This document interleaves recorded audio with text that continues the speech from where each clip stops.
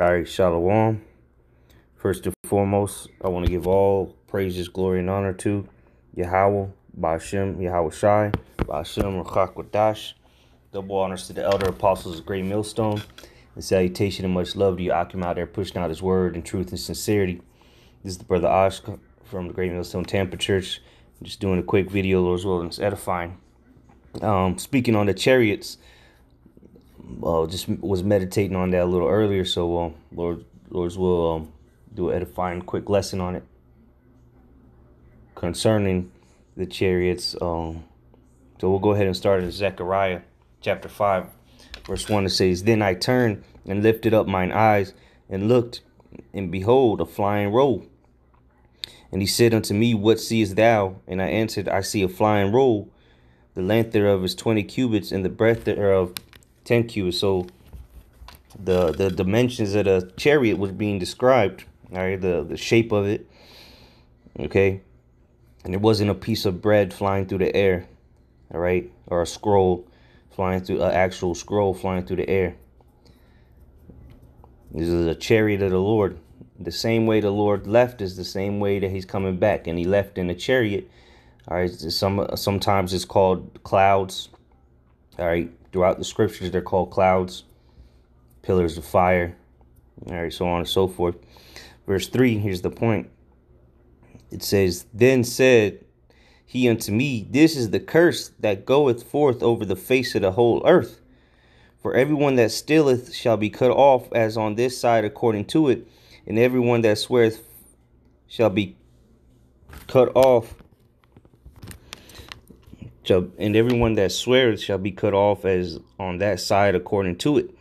All right, so that's the point I wanted, and the point of it is being a curse over the whole earth. As a matter of fact, let's get that in the blue letter. See what the word curse there is. Switch back to the English Bible. Let's go to Zechariah chapter 5, verse 3. It says, for the word curse. Interesting. Is Allah. Oath. Allah. Allah.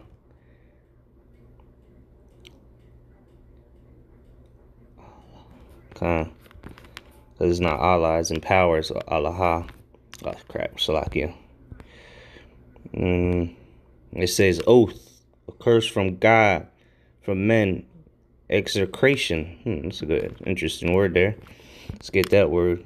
So we want to get the full understanding real quick of these words. Execration, cursing, act of laying under a curse, malediction, curse, to hate, curse, to devote to holiness or destruction. Ooh, there we go. That's what's going to bring destruction along with the chariots. With the missiles. Okay. All right. Pursuing to Isaiah chapter 66. We'll go to that real quick. All right. It says, "For behold, Yahweh will come with fire and with his chariots like a whirlwind, to render his anger with fury and his rebuke with flames of fire."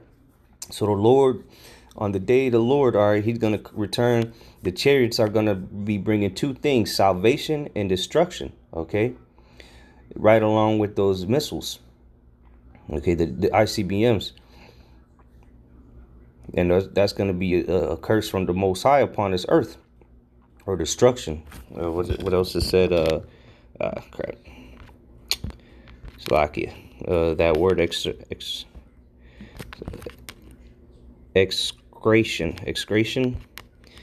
destruction. All right, to devote to holiness or to destruction, consecrate.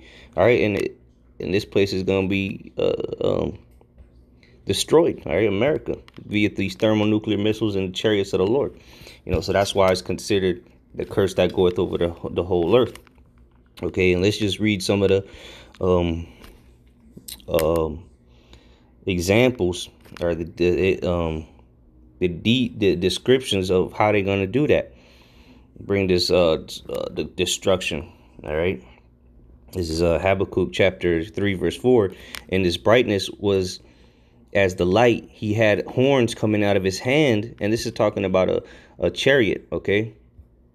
It says, and he had horns coming out of his hand, and there was the hiding of his power. So what is that talking about? It's talking about these laser beams, okay, that the chariots of the Lord will be shooting out.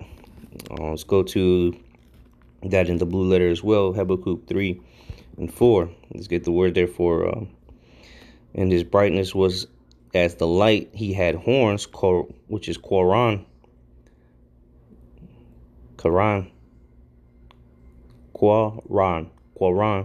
It says horn, flask of rays of light.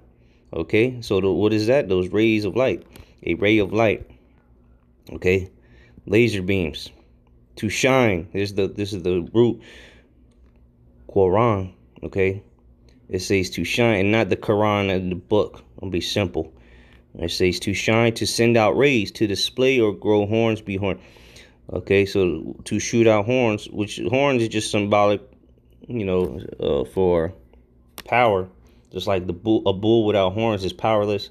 A rhino without his horn would be powerless. But with those horns, that's their power. Okay. So let's go back to Habakkuk 3. It says, "In his brightness was as the light. He had horns coming out of his hand, and there was the hiding of his power." So that's where his power is coming from again. It's those laser beams that the chariots will be blasting people with. All right, you see the movie World of Wars. They show you different examples of that. Okay, them zapping people to dust. All there was that was left was dust and the smell of smoke. Before him went the pestilence, and burning coals went forth at his feet. He stood and measured the earth. He beheld and drove asunder the nations, and the everlasting mountains were scattered. The perpetual hills did bow, his ways are everlasting. So what? The nations are going to be, the mountains, talking about the governments, all right, they're going to be scattered, man. They're going to be brought low. All right, they're going to be destroyed.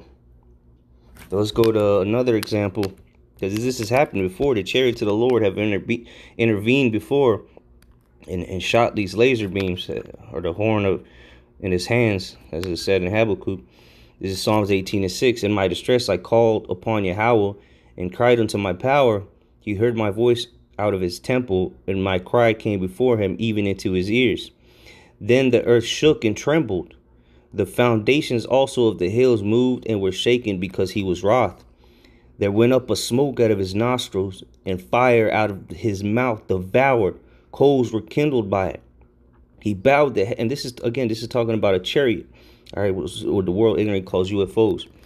It says verse 9, "He bowed the heavens also, and came down, and darkness was under his feet. He rode upon a cherub, and did fly. Yea, he did fly upon the wings of the wind." What is that? It's his chariot. The chariots, they fly. Okay, and that's what he's describing here. Verse 11, "He made darkness his secret place. His pavilion round about him were dark waters and thick clouds of skies. At the brightness that was before him, his thick clouds passed, hailstones and coals of fire. Yahweh also thundered in the heavens, and the highest gave his voice, hailstones and coals of fire." So these are these laser beams coming out. And he's going to prove it here. It says, "Yea, he went out." So like he sent out his arrows and scattered them, and he shot out lightnings and discomforted them. What is that? That is the chariots of the Lord just zapping people. All right, because again, let's go to that, because it says discomforted, but let's see what it really means by that. What these laser beams are doing, it ain't gonna make you feel uncomfortable. Okay, it's not gonna discomfort you. This what it really means. And on Psalms 18 and 14, when it says discomforted, it says hamam. It says to move. Here it goes. It says, the Strong's definition, it says to disturb, drive, destroy, break, consume, crush, destroy, to impel. Okay, these things are going to destroy people. These lights, these arrows are going to just kill people, man. It says scattered. It says to scatter, disperse, to dash to pieces. These things is gonna these lights, all right, these arrows that are gonna be shot from the chariots, they're gonna dash people into pieces, man. All right, so that's a plain, clear-cut example. So now let's get when the Lord's gonna return. Is that Second Ezra 13?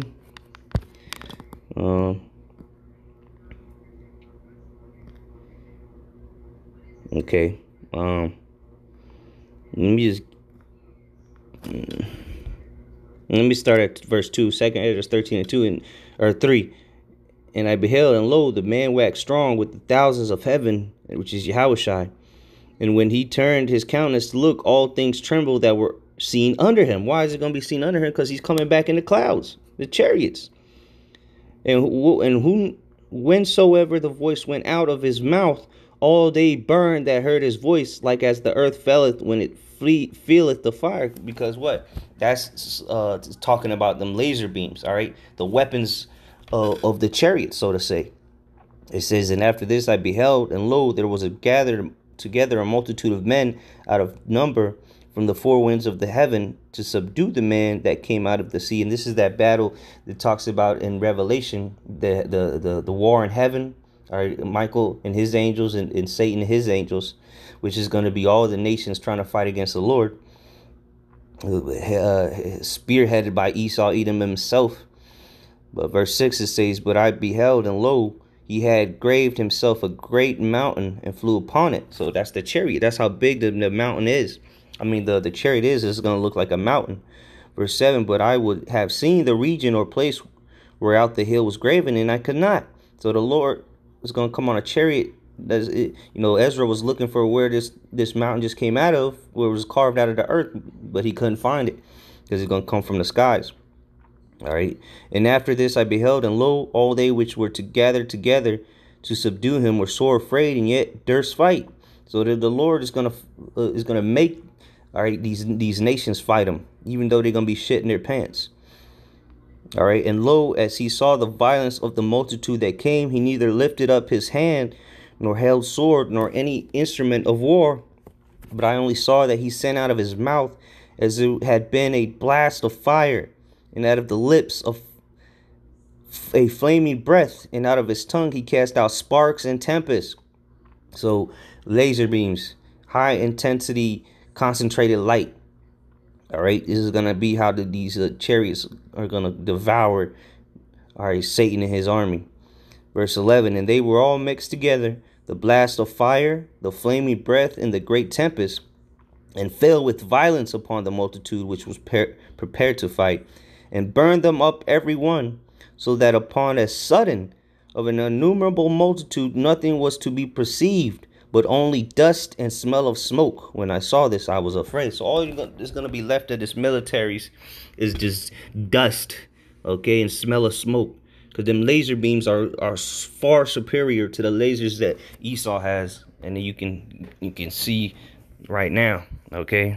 We're talking about, laser chariots that are coming from a different dimension with far superior technology. This just going to devour, okay, the multitude that's going to fight against the Lord. This is why the chariots are a curse over the whole earth. Shalom.